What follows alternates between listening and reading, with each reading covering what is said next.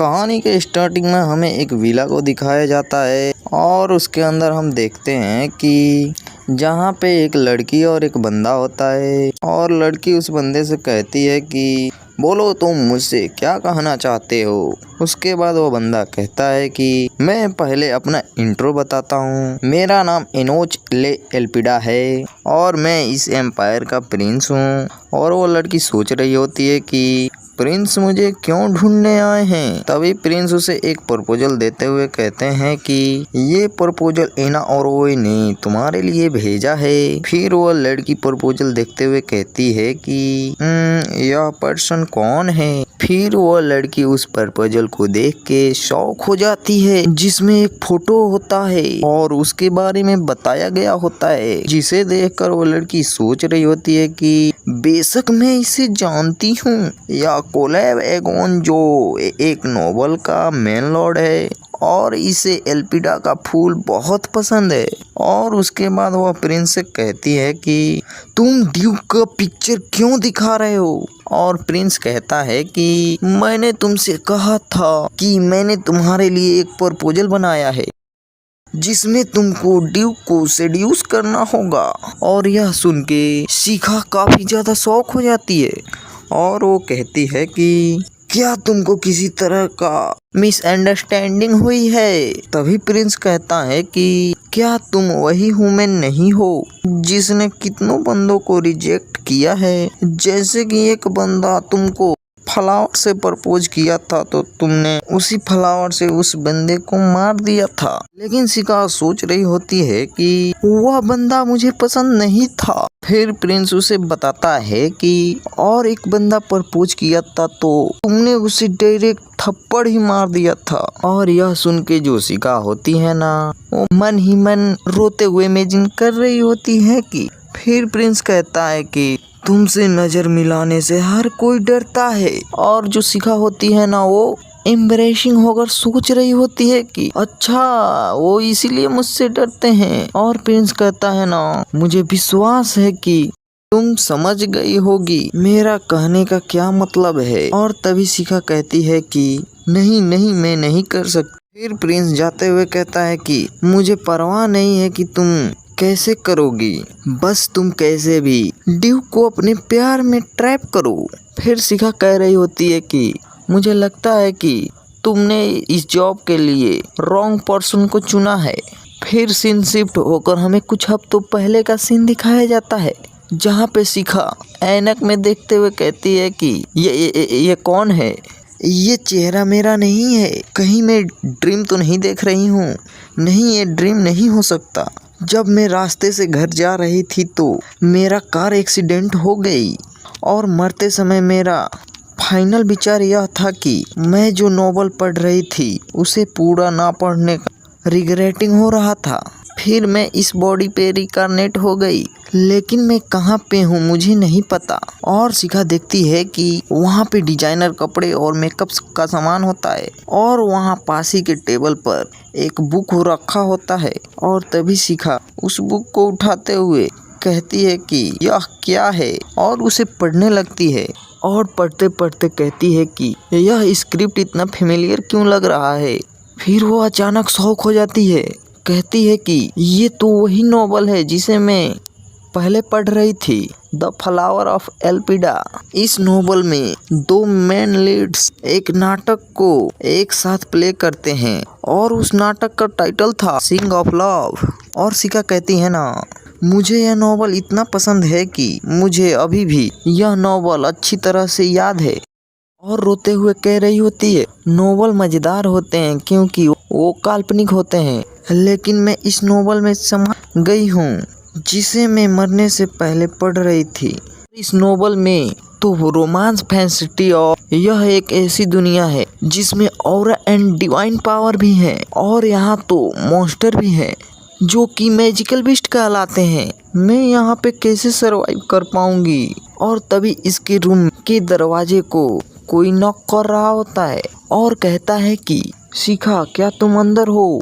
और तभी दरवाजे को ओपन करते हुए कहती है कि जल्दी चलो यहाँ से, परफॉर्मेंस का टाइम हो गया है। और शिखा कहती है कि परफॉर्मेंस कैसा परफॉर्मेंस। फिर वह लड़की शिखा के हाथ पकड़कर उसे दौड़ते हुए ले जाने लगती है और कह रही होती है कि आप भूलने का ज्यादा ही नाटक कर रही हो। और शिखा जाते हुए सोच रही होती है कि यह तो मेरी बात समझ ही नहीं रही है। और वह दोनों तभी स्टेज के पास आ जाते हैं। फिर वह लड़की स्टेज पे उसे जल्दी से भेज देती है और शिखा स्टेज पे आ जाती है। स्टेज पे आने के बाद उसके ऊपर लाइट को फोकस किया जाता है और शिखा को देखकर ऑडियंस चीयर कर रहे होते हैं। और तभी शिखा के पास कोई आते हुए कह रहा होता है कि आप हमेशा की तरह ब्यूटीफुल दिख रही हैं। और यह सुन के शिखा सोच रही होती है कि अब यह बंदा मेरी लाइन का बोलने के लिए वेट कर रहा है। और मैं पिछले लाइफ में एक म्यूजिकल एक्टर बनना चाहती थी, लेकिन मैंने कभी भी रिहर्सल नहीं किया था। लेकिन यह कोई रिहर्सल नहीं है, यह तो एक रियल स्टेज शो है। अब मैं क्या करूं? अभी रायन अपने घुटनों के बल बैठ के फिर से अपना लाइन बोलता है। मैं आपकी सुंदरता को देख के अपने आप को नहीं रोक पाया। प्लीज मेरा प्यार को एक्सेप्ट करिए मेरी महारानी। तभी शिखा अपने मन में सोच रही होती है कि क्या यह लाइन वाकई जानी पहचानी लग रही है क्या। तभी उसे याद आता है, ये तो वही स्क्रिप्ट है जो मैंने पहले देखी थी, सिंग ऑफ लव। तो ये वही नाटक है। फिर शिखा अपने आप को शांत करती है और मन ही मन कह रही होती है, बस एक बार कोशिश करके देखती हूँ। फिर वो अपने आप को कंसंट्रेट करती है और अपने पिछले लाइफ के बारे में सोचकर कह रही होती है, मैंने रातों की नींद हराम करके म्यूजिकल एक्टर बनने का सपना देखा था। मैंने पास्ट में कितना प्रयास किया था, अब मैं इसके लिए रेडी हूँ। फिर शिखा अपने लाइन बोलते हुए कहती है, प्लीज उठ जाइए। भले ही मैं सुंदर हूँ, लेकिन फिर भी मैं आपके लिए इतना भी वर्थ इट नहीं हूँ कि आप घुटनों के बल झुकें। फिर रायन कहता है, मैं आपके लिए 1000 बार भी घुटने टेकने के लिए तैयार हूँ। उसके बाद शिखा सोच रही होती है कि ये बहुत ही अनुभव वाला एक्टर है। फिर रायन ऑडियंस के सामने कह रहा होता है कि आपकी प्रोटेक्शन के लिए मैं कुछ भी कर सकता हूँ, भले ही मैं मॉन्स्टर द्वारा कब्जा किए गए बैटल के मैदान पर मर जाऊँ। मैं विक्ट्री का बिगुल बजाने के लिए तैयार हूँ, भले ही मुझे इसके लिए अपने लाइफ को सेक्रीफाइस क्यों ना करना पड़े, क्योंकि तुम मेरी प्यार हो, तुम ही मेरी सोल हो। और ये सब बातें सुन के शिखा सोच रही होती है कि क्या हो रहा है यहाँ पे। यह रायन मेरी सभी लाइन को बोल रहा है, यह तो मुझे कुछ लाइन बोलने का मौका भी नहीं दे रहा है। मैं तो बस प्रीटी कैंडल की जैसे खड़ी हूँ और इधर रायन बोले जा रहा है और मैं यहाँ कुछ भी नहीं कर सकती। फिर शिखा कह रही होती है कि अगर वो ऐसे ही अकेले स्टेज को संभालता रहेगा तो वो बहुत जल्दी थक जाएगा। और इधर रायन का हालत भी खराब हो रहा होता है। तभी शिखा उसके कपड़े को पकड़ते हुए अपना लाइन बोलती है, माय डियर वेलरी, मैं तो बस यह कामना करती हूँ कि तुम सुरक्षित वापस लौट आओ माय लव। फिर शिखा रायन से कह रही होती है कि प्लीज केवल मेरी तरफ देखो। और उसके बाद वो दोनों अपना अपना लाइन बोलते हैं और उसके बाद नाटक समाप्त हो जाता है और ऑडियंस नाटक को देख के ताली बजा रहे होते हैं और चिल्लाते हुए कह रहे होते हैं कि बहुत बढ़िया, बहुत ही लाजवाब नाटक है, आज तक का सबसे बेस्ट नाटक यही है। और वो दोनों सभी को ग्रीट करते हैं और उसके बाद सीन शिफ्ट होता है और हम वेलिका को देखते हैं। वो शिखा से कहती है कि शिखा, आज तुम्हारे साथ क्या हो रहा है?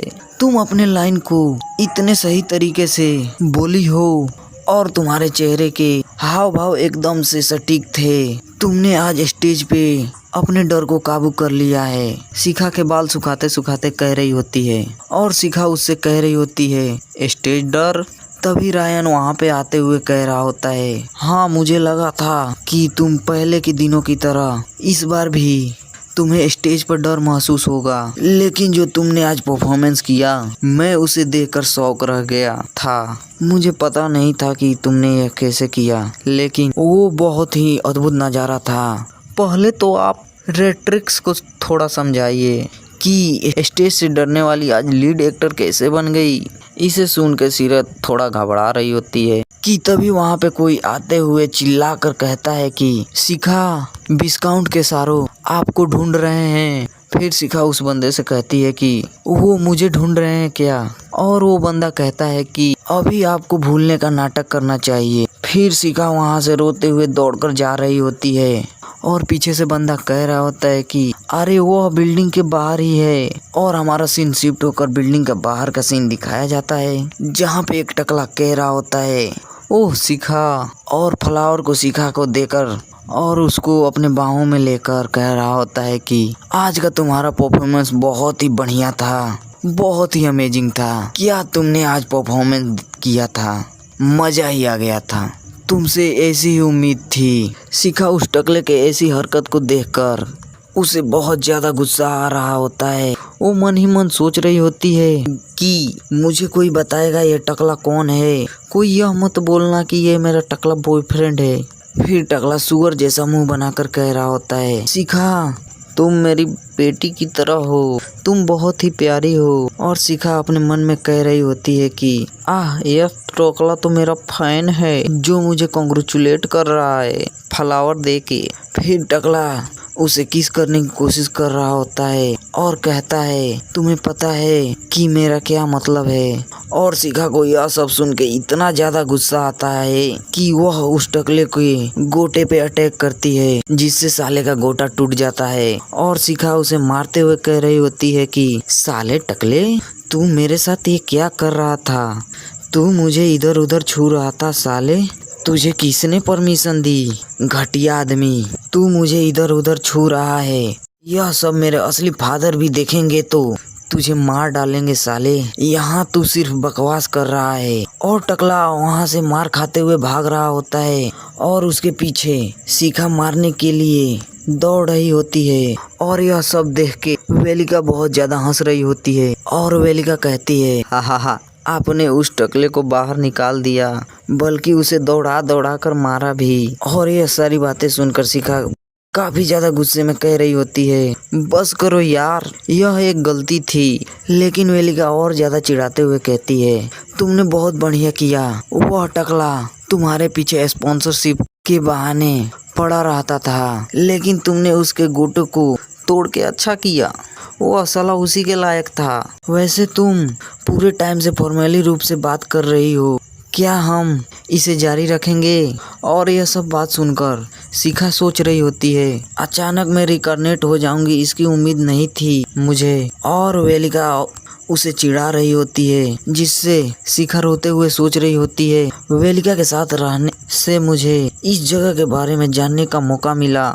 यह जगह कोलोट्रॉप है जो कि राजधानी की एकमात्र थिएटर कंपनी है। और शिखा बताती है ये दोनों एक्टर मेरे ही एज के हैं जो एक्टर के रूप में काम करते हैं।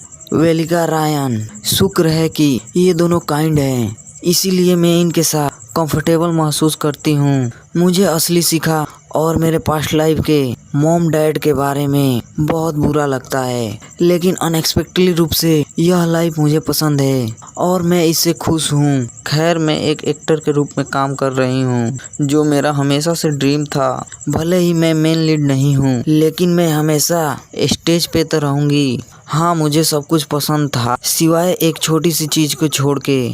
साले टकले जैसे लोग मेरा पीछा करते रहते हैं और साले मुझे पटाने की कोशिश करते रहते हैं। मेरी एज 20 साल है, लेकिन एज सिर्फ नंबर है। तभी शिखा को कोई कह रहा होता है इस बॉडी के क्या ख्याल रखा है तुमने, तुम्हारे संतरी, तुम बहुत कामुक, मेरा मतलब है तुम्हारा दिल अहम है। एक्टर को ज्यादा पैसे नहीं मिलते, लेकिन तुम्हारे बड़े भाई का वॉलेट भरा हुआ है। शिखा को प्रपोज करते हुए एक बंदा कह रहा होता है और पैसे के दम पर शिखा को सेड्यूस कर रहा होता है। ये सब बातें सुन के शिखा बहुत ज्यादा भड़क जाती है और उस बंदे को मारने लगती है। और वो बंदा अपने जान बचाकर भागते हुए कह रहा होता है कोई मेरी मदद करो, शिखा पागल हो गई है। वह समय ऐसा था कि उन्हें बाहर निकालने के बाद भी ऐसे ही घटिया लोग लगातार आते रहे। मैं उन लोगों को भी मार देती थी जो सिर्फ मुझे बधाई देने के लिए वहां आते थे। बेशक मैंने हर बार उनसे माफ़ी मांगी और उन्हें कॉम्पनसेशन दिया, लेकिन वहां भी फिर से एक और अजीब पर्सन आया जो कह रहा था आपको कॉम्पनसेशन देने की कोई ज़रूरत नहीं है, मैंने बस आपको छू लिया, इससे मैं बहुत खुश हूँ। मैंने उस पर्सन को बांध दिया था, लेकिन उसके साथ कुछ गड़बड़ लग रहा था। और ये शिखा सोच रही होती है और हमें 1 महीने पहले का सीन दिखाया जाता है जहाँ पे पार्टी हो रही होती है और वहाँ पे सभी एंजॉय कर रहे होते हैं। तभी एक बंदा कह रहा होता है कि अरे हर्षोल, और उसके सामने 2 बंदे होते हैं जो पूरी तरह से ड्रंक होकर कहते हैं कि यार आज हमारी सैलरी मिलने की दिन है और हमें थिएटर में शो देखने के लिए जाना चाहिए। मैंने सुना है कि वहाँ पे बहुत ही ब्यूटीफुल लड़कियां हैं, क्या तुम चलोगे? और जो एक पर्सन होता है वो कहता है नो थैंक्स, और जो हर्षोल होता है वो उसके पास जाके कहने लगता है अरे यार तुम चलो, क्या तुम नहीं जाना चाहते हो?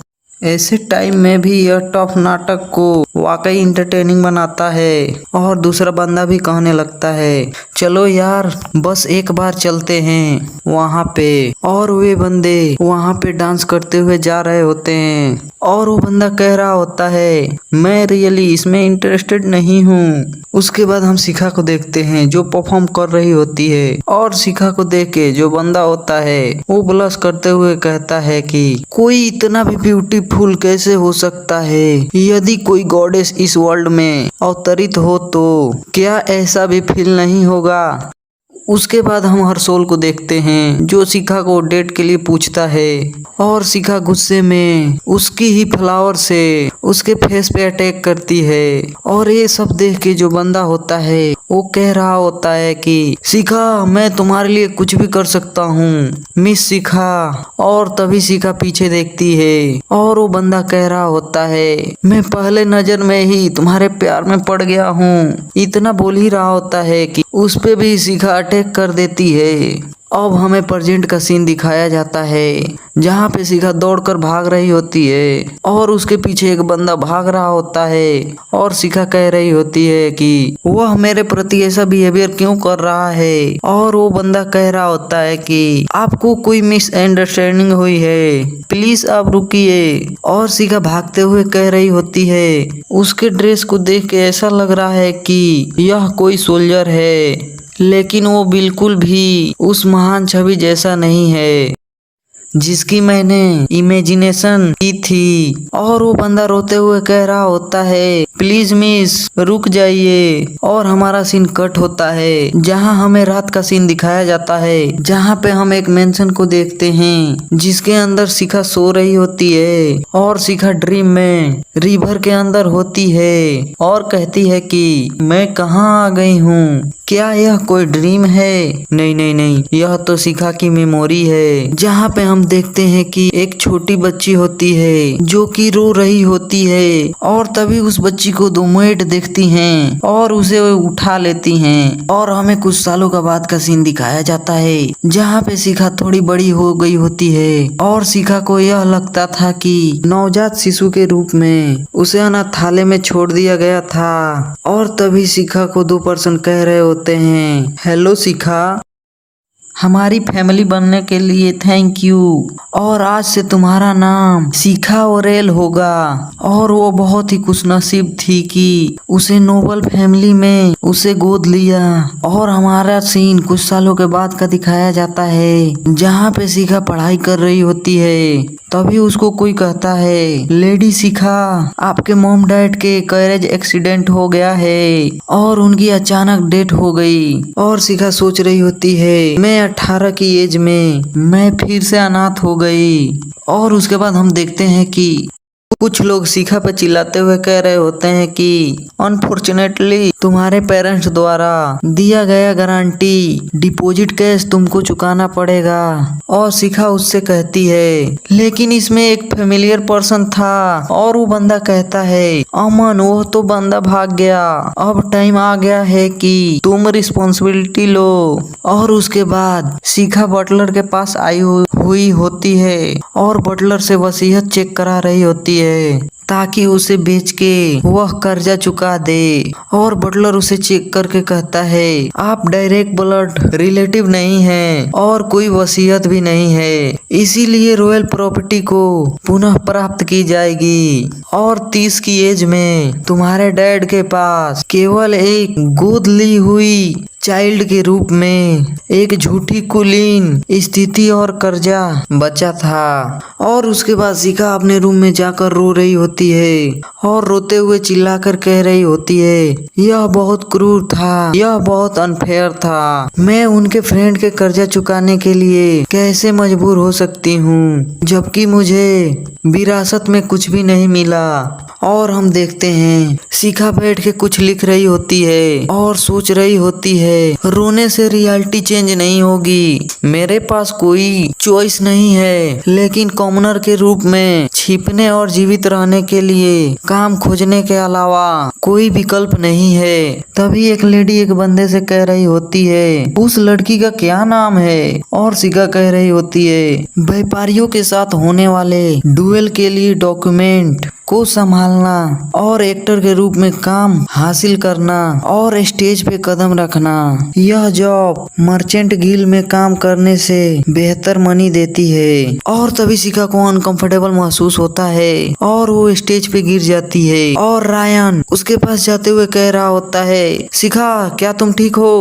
और उसके बाद हम देखते हैं जहाँ पे दो बंदे बात कर रहे होते हैं। तभी एक बंदा कह रहा होता है, क्या लीड एक्टर के लिए स्टेज पे डरना कोई बड़ी बात नहीं है? और दूसरा बंदा कह रहा होता है, क्या कर सकते हैं, इन दिनों यह मायने नहीं रखता क्योंकि वो बहुत ही ब्यूटीफुल है।